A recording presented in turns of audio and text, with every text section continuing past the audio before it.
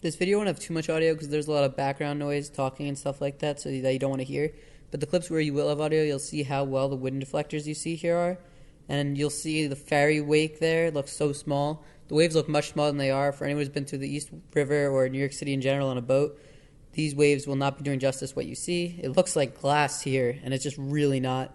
So don't, like, this boat just rides insanely well. I've never been on a boat that rides this well, and like twice as good as a 50 Nortec. It's unbelievable.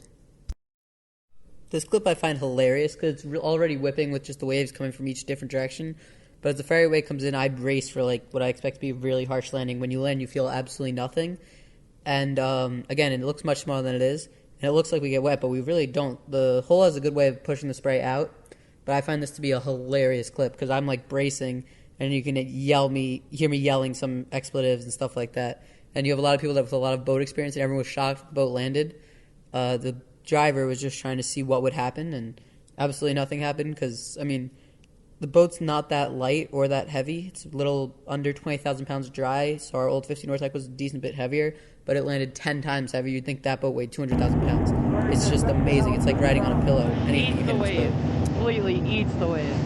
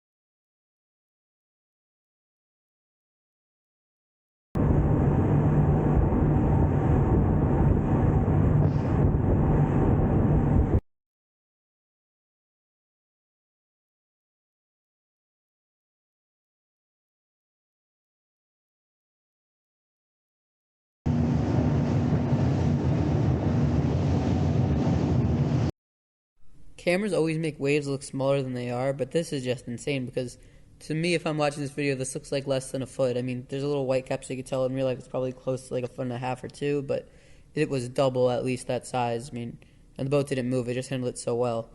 If you look at the video, even with the boat moving, you'd think it's like 1-footers, but it doesn't do justice to just how well this boat rides. It's insane how off this is. I mean, this is the open Atlantic. I've spent a lot of time in the Atlantic in Florida and New York, and this looks like a calm day in the Atlantic, and it just really wasn't. It was a pretty rough day, and that's just, I don't know. The camera's not doing it justice. It looks like very small waves, but trust me, that's not what it was.